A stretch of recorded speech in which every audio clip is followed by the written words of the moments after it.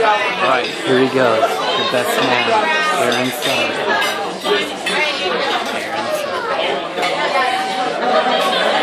He's nervous. Alright, first, I'd like to say that I really hate public speaking. Anybody that knows me. So these aren't actually notes I'm looking at, it's actually a picture of the massive drink I'm going to have as soon as this is over. So this is going to get me through. You know, I actually wonder if Tom chose me to be his best man because I'm his best friend, or if I'm just the one he likes to torture. So, Definitely not really sure, but in all seriousness, I'm honored to be your best man, Tom. I may not be the best man, but you chose me, so really, you can only blame yourself. I'll say that both you and Angie are looking awesome tonight, and that this whole venue is awesome, and I'd like to thank everyone that helped put this together, all the bridesmaids that took the time to help set up the tent and everything. It's really come together well. First, I guess for those of you that don't know me, my name is Aaron. I've been one of Tom's best friends since about the 4th grade, when his family moved down the street from me in Chisago. We grew up together. I've always considered Tom's parents to almost be a second set of parents to me. Pretty much spent a huge chunk of my childhood in his home, in his basement. Apparently I have some stuff I need to get out. Nice one. Our whole group of friends, myself, Tom, Wes, the whole table back there, Jake, Ryan, Chris, Kyle, Zach, Rachel, Alex, Adam, everybody we're sometimes referred to as the Tom's Basement crew,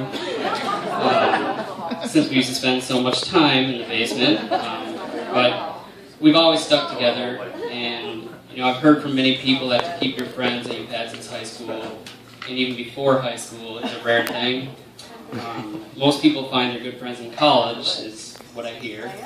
Haven't experienced that, but I guess in our case, our friendship has had so much time to solidify that it's almost as if we're family, in that no matter what other friends we may have or where we're living, family's always there. We're always there for each other.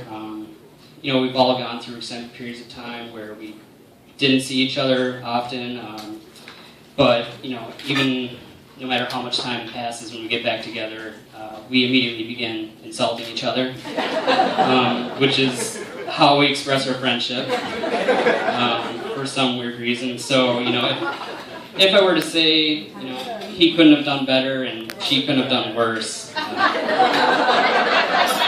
Tom really knows I'm just expressing how much I appreciate his friendship. So, Awesome, too.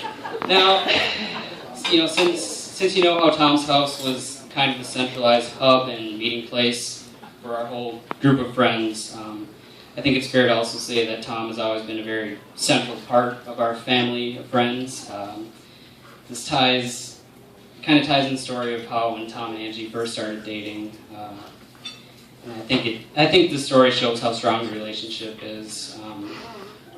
So I don't remember exactly how long ago you guys started dating. 8 years ago? 7 years ago? 7.5? But I do remember the fear that the relationship incited in our group of friends.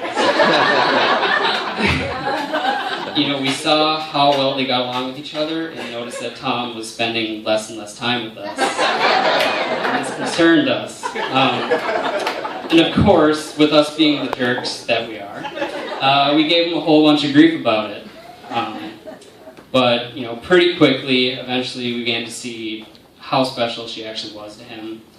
And we all knew that they had something special when Tom, was willing to ignore our neediness, no matter how much grief we gave him. To not care what anyone else thinks, and to pursue someone no matter what, I think this shows how truly special Angie is to Tom. in any relationship, not care what anybody thinks and just go for it. And I think, that it's a testament to how strong the relationship is. So, over time, our friendship jealousy passed. And Tom and Angie persevered. We began calling them Tamangie. And accepted that Tom was still the ridiculous human being we had always known, and that Angie is actually just as crazy as Tom. So, in fact, with their powers combined, they have survived and flourished, and I'm actually not sure Tom could have survived this long without Angie. I don't even know if Tom knows how to go grocery shopping or cook his own food. She packs his lunches for him at work, in a Darth Vader lunchbox, even.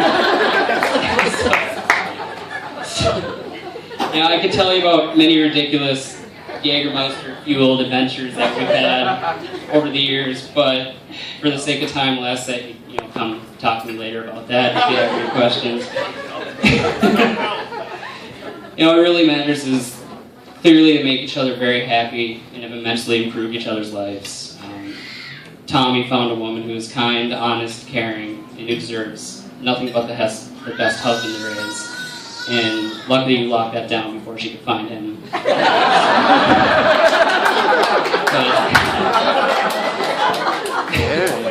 But seriously. Angie, I've known Tom for many years. So have you. So I'll say this, even though you probably already know it. You have a husband who is devoted to you and never let you down. I've seen him at his worst, definitely. I've seen him at his best. And through the years, he has always been happiest when you two are together. So, friends, everyone, as a man who will drink to just about anything, it gives me great pleasure to invite you all to drink to something worthwhile.